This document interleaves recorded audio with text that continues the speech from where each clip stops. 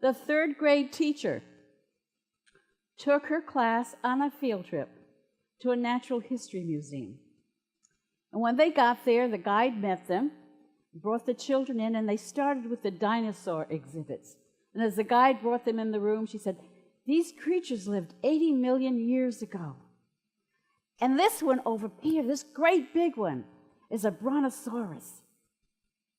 This one over here, this two-footed one, is a tyrannosaurus. And over there is the largest bird that ever flew, a pelagornis."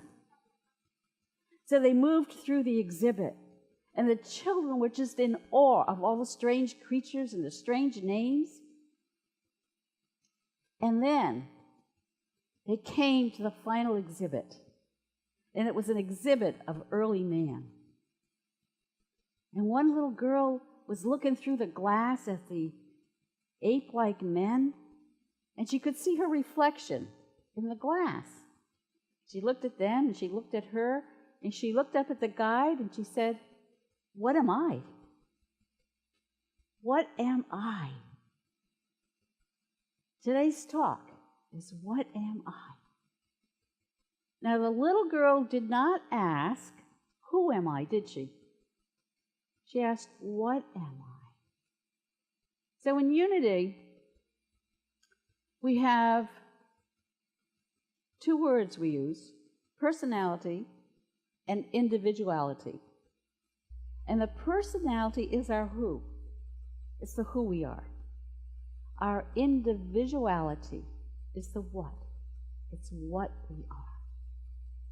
So when you get up in the morning and you look in that mirror, you see a reflection of your personal self, don't you? Your physical self. You check to see if your hair's okay, if the grays are coming in, if it's falling out. You check your makeup, you check your face to see what's shown up overnight. You check your clothes. You check to see what's looking good, what's not looking so good. Have you ever just looked into your eyes, beyond the physical, beyond the personality, beyond that reflection? Have you ever tried to do that?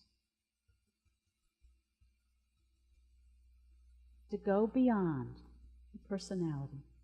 Because you see, our personality is a temporary definition of us. We are ever changing. It's like a Halloween mask. When we put it on to show the character we're playing, don't we? What role we're playing. Well, we put our masks on sometimes. We put a mask on of self-assurance when we're timidly applying for a new job. We put a mask on of composure when we're actually upset. We put that mask on of I'm okay when I'm really hurt or disappointed. We wear our masks not just on Halloween, but any time we play a role that's not authentic. When we do that, we hide our what am.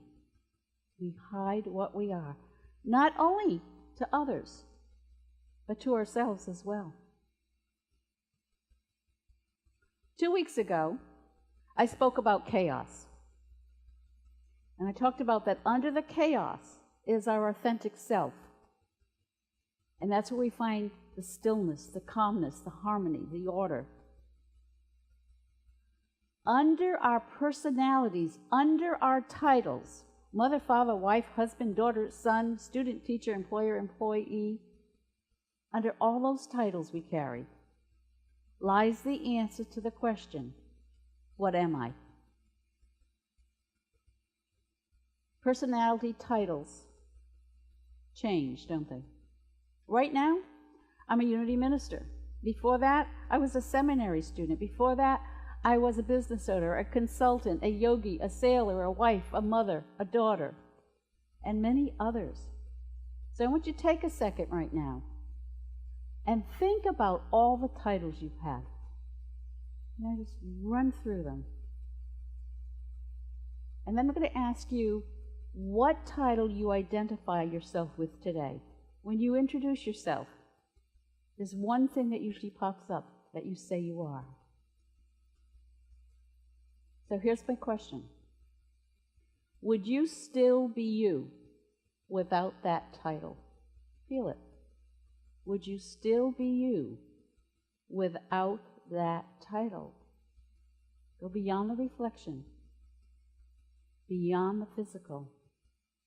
One of my teachers many years ago, Byron Katie, said, "Who would you be without your story?" From Aristotle to Einstein, what I am has been the basis of all inquiries. Asked by scientists, theologians, philosophers, and their questions led to answers, which led to more questions. The questions that are still not answered. What is the universe made of? Why is it expanding? What's at the bottom of the black hole? Is light a particle or a wave? Why are we here? Where were we before we were born? What is consciousness? Do you know science is still trying to find that out? What is God and what am I? Emerson thought he had it. Do you have that quote, Dan? Man is a piece of the universe made alive. We are creations of God. I'm not saying that we are God, because we're no more God than the wave is the whole ocean. But that wave is made up of the same elements of the ocean. While it can never be the ocean, it's one with it. Do you hear that? The wave is born of the ocean, just as we are born of God. So this is a book, I think it has a different cover now, that I'm going to be teaching from this week and for the next 5 weeks.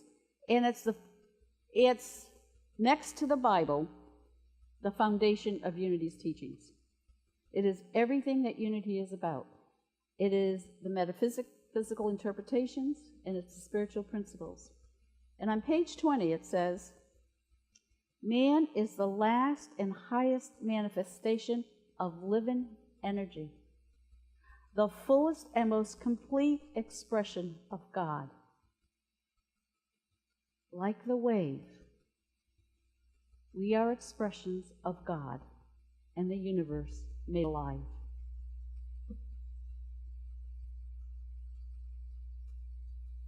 This week I was talking to a friend of mine who happens to be a doctor, and I shared with him what I'd be speaking about today.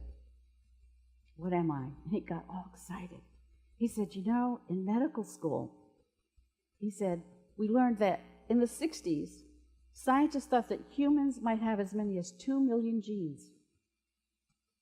And then by the 90s, they figured, well, maybe it was only about 100,000. And what they have found and what they have learned is we have about 20,500 genes, which is the exact same number as the common worm. It might have something to do with Eve and that apple. But what they've proven is that the more complex the organisms, it doesn't require more genes. So now they have another question. Remember, answers lead to more questions? How does the human gene create as much complexity as it does? This is what science is looking at now. So each of us is a complex arrangement of elements. We are a walking, talking chemical compound, aren't we? We're made up of the exact same elements found in the earth, in the planets, on the stars, in the universe. We have a Unity minister, Jim Rosemergy. He was vice president at Unity Village. He's now the minister in Fort Myers. He's an author of many Unity books that we study. And one of his books, called The Sacred Human, is my favorite. And he says, we are star stuff. We are star stuff. Yet, if you mix all the elements up that make up our human body, if you mix them up together, they would not be able to walk or talk or dance or sing or think or love. We are unique pieces of the universe made alive. Doesn't that just boggle your mind? It's like looking through the Hubble telescope, isn't it? We reflect the nature of God. We reflect the nature of God. We are the vehicle through which God expresses itself. And again, in Lessons in Truth, it says, every man is the inlet and may become the outlet of all there is in God. Do you hear how powerful you are? Do you hear what you are? The hands, the feet, the eyes, the ears, the voice, the heart of God. Do you live your life like that? Do you remember that? When there's a conflict going on? When someone presses your buttons the wrong way? What we really are, and what we seem to be, our personality, is as different as an unhatched eagle egg laying in the nest and its parent soaring in the sky. That's the difference. The egg yolk contains the genetic code for the eagle, doesn't it? And the essence of our yolk is our individual oneness with God, our individuality, our spiritual identity. And like the unhatched eagle egg, we are imprisoned in our own shell. And what this book is known for is a statement I'm going to read you next. And I remember when I first got in Unity, it was one of the most powerful things I heard. Every man believes himself to be in bondage to the flesh and to the things of the flesh. And suffering is the result of this belief. If I'm attached to this and all this out here and think it is responsible for my happiness, how miserable am I going to be? Don't allow your personality to define and limit who you are and what you came here to be. If that little eagle egg could see, it would gaze in awe at its parent eagle soaring in the sky, and it would say, I'll never fly like that. Eggs can't fly. Can you see your egg self doing that? Eggs can't fly, but they can hatch into eagles. We're spiritual beings, and we're waiting to break free from bondage of our personality, the shell that holds us. We're waiting to break free and soar. Spirit is our true individual identity, and it's infinite and it's unchanging. Can you feel that peace in you? When you go beyond that personality, when you go beyond those titles, that piece of you that you could remember back to 5, 4, maybe 3 years old, it was there, wasn't it?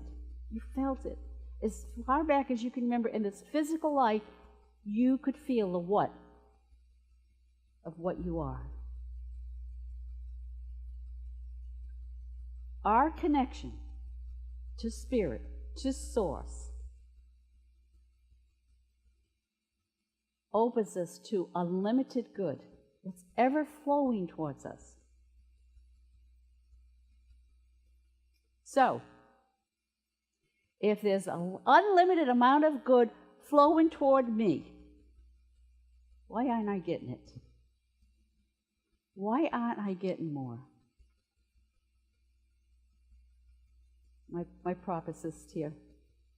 So, if I took this empty cup and I went over to a powerful waterfall that's just gushing, and I held it under there, how much water would I walk away with? A cupful, right? A cupful. But the waterfall is overflowing with gallons of water a minute, isn't it? But I can only receive the amount of water that my cup will hold, that my container can hold. God is our source, our waterfall of unlimited supply. But I can only utilize the amount my container can accept.